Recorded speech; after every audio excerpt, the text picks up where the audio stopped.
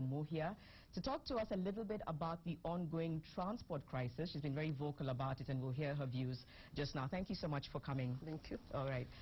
So, you know, many MPs have expressed concerns over this crisis. The government, however, has defended its decision not to extend the deadline. You've been vocal yourself. Tell us why. I want to say that we have 15 regulations, which are really good, Janet, considering the lives we've already lost and the lives we lose every year. Statistically, we are told it is 3,000 lives that we lose more, or at times you really cannot imagine. However, I have a problem with Article 11, which is speaking of carriers. The carriers which are mounted on the vehicles, particularly minibuses.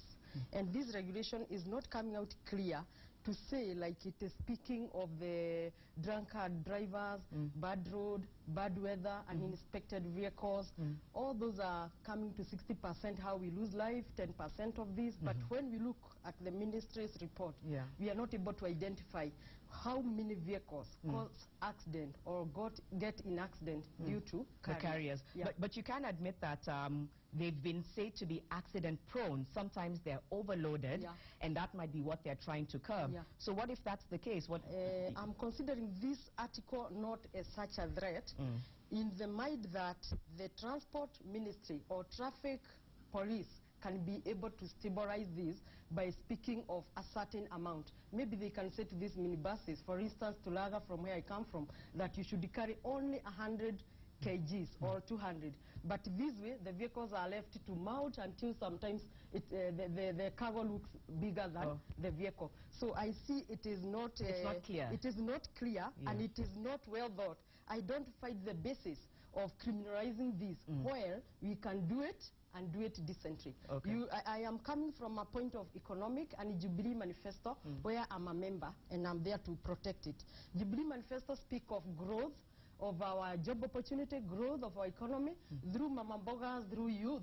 Entrepreneurship skills come as a result of this courier, because you know some youth go to Nairobi, they get in Mutuba, they go and sell at up country. The setup of rural areas and setup of urban is really different. Okay, so your concern is it will damage the rural economy. Yes. Okay. Yes. So for you, you would say that there has to be a certain amount that's allowed to be carried. It has to be monitored, and then that way you agree with it. I'm agreed. Okay.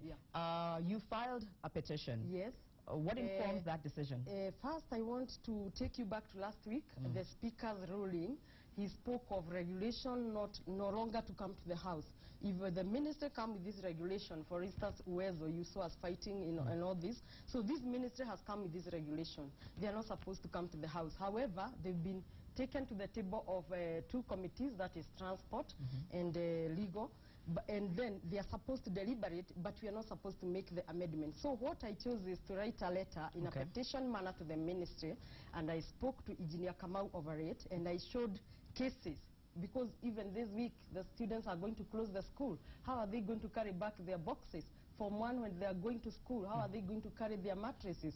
And I explained 7 points of my concern, not forgetting the crime and insecurity when the youth will stay idle. And basically speaking, from the Cabinet Secretary desk, I didn't get a response. So I took the same petition to the committee, and I am hoping that they shall be able to invite me so that I can deliberate with other members. Particularly, I'm not speaking of Nyandarua County. I'm looking at globally. We know in Machakos, Mama Boga and youth carry 50 chicken. Honestly speaking, somebody cannot hire a pickup to carry 5 chicken or 10 chicken. So this is still on the carrier. This is not necessarily on. And these regulations are quite good. The speed governor is good, and the others are not even new. It's about insurance. It's about license. It's about drivers, good conduct. The main new one, which I really don't have a problem, is employing drivers not on contract or casual basis. The drivers also getting in contract with the NSSF and HIF and all that. So these regulations are good.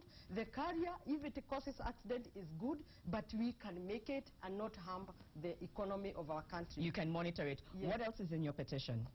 Basically, is the carrier. Only that, Article 11F, only that. All right. But then I have 7 points explaining. For instance, as we speak today, in most rural areas, Mama Bogas are not able to take their bananas maybe from Kisii to Kisii town. The Machakos, at our country bus, you cannot find chicken. In my own county, we have many youth working here in Nairobi at industrial area who are paid 10,000 and less, and we find our mothers always giving 2 days of potatoes for this youth so that they can complement their life. All right, so away from individual steps like the one you've taken, what else can be done to address this crisis? What else do you think needs to be done? Basically speaking, from the number of vehicles that is spoken, I don't have the exact figure, but I'm sure it's over 100,000. Yes. And the 3 months that were given, if you look at those statistics, it is obvious, bearing in mind the governors were not in place and many other issues were not in place for this department to have completed. So I want to plead with the government from a point of view that Matatu owners seem to be ready to comply. Actually, I have not come across where they are really disagreeing this regulation. They are only speaking of the time. But they were given enough time. However, we are speaking of 90 days minus the time when the governors were not in place.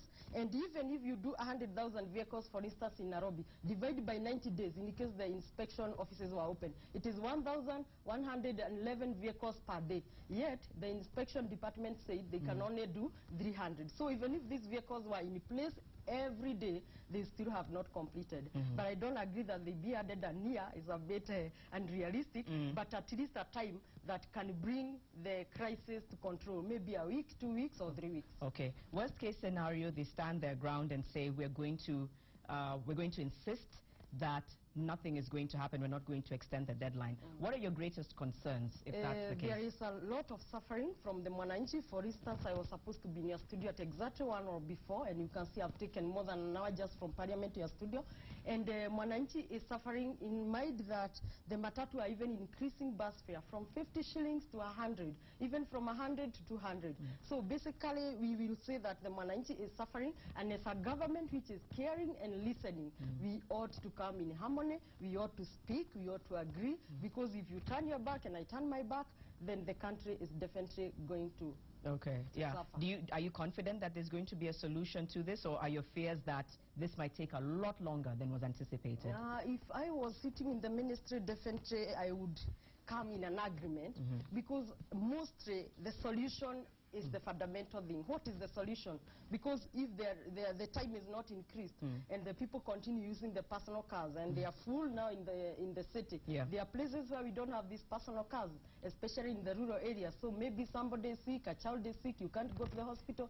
Honestly, we need to be realistic to the issue, tackle the issue, and get the solution. So the solution here, if these vehicles, 200,000 or 50,000, are not fitted and they can't go, so what happens then? I want to quickly move you away from that, Mheshimiwa, before we wind up and talk a little bit about women representation. I know you were in our studios a few weeks ago on the big question, but we're going into a year since the new dispensation. Some say that women representatives have not lived up to the billing, that you're merely ornamental. What's your take on that? I want to say that it is very unfortunate that every day it is a human being character to only judge on negative. And I want to say that women reps have done a lot, especially in legislation, in Parliament. And as you saw during the President's speech, Parliament has done 20 bills, whereas Senate maybe has done 2. From these 20 bills, they are not only made by men, they are made by Parliament. So who is Parliament? We are part of this. So they are doing a lot, they've done a lot, but we still continue pleading the government to give us at least a kitty to enable me not to continue using my money, because at the end of the day, I dry up until I may not be able to deliver. Could it be that maybe there's not enough visibility coming from you? Let's look at you, for example, and let's look at Nyandarua. What can you say you've managed to achieve for your own county and for changing the lives of women? I can say a lot. Give us one thing that you feel you've achieved. Let me give you at least 3. For instance, in Parliament, when we joined, we were given money to open only 1 office. Personally, I opened 5 offices in each constituency, which act as information center regarding the 30% of TEDAS. I do capacity building because my main vision and my main agenda during campaign was women and youth entrepreneurship skills, and I've been empowering, and as we speak now, partnering with Equity Bank, I've already been able to empower 7,200 people. Okay. This is on record. I'm also doing small things like weaving. I'm training and paying for women some weaving activities, where we've got already a very big tender in Germany of 5,000 baskets. And if 100 or more women will be completing their course possibly by the end of April, then they shall be able to get some funds. I'm also doing some fish pond, especially around Aberdare. So you're trying and I know many other women in other counties are doing the same. Two more questions, Mheshimiwa, before I let you go. One of them is, do you feel that, before I actually go to that, let me first still stay on your rate card. What would you score your achievements out of 10 over the last 1 year? Myself or a women rep? Yourself. Myself, I would score myself 8 out of 10. 8 out of 10. Yes. So you're very confident that you've done a lot. Out of my own money, out of my own strategy, and out of my own initiative. Finally, is devolution under threat? I wouldn't say it is under threat. People like criticizing things and always, as I've said, looking at things negatively. And I can say devolution is a new thing, just like a child who is born today. This child may be having stomach upset, not knowing it is at night, it is a day. I want to say that the governors in place had not this experience before. And so everything in transition is new. And saying that the government did not also provide the capacity building. There was not enough capacity building to the governors. For instance, maybe how they could come up with the strategies to not to even duplicate roles from the people who are sent from national government to the county government. And slowly we shall achieve it. Let's have hope. Let's look ahead.